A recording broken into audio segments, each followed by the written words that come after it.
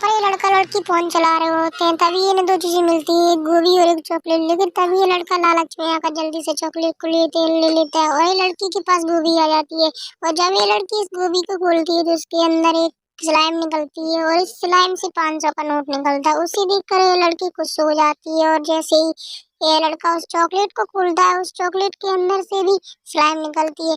अब इस लड़के की स्लाइम से जो निकलता है उसे देखकर आपके भी होश उड़ जाएंगे।